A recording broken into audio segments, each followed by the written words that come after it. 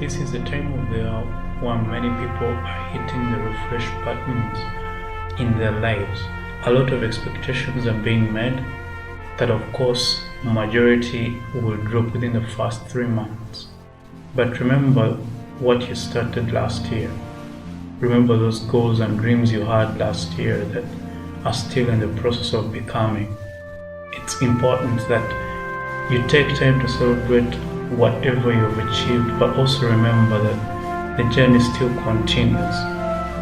Do not abandon what you've started for a new year resolution.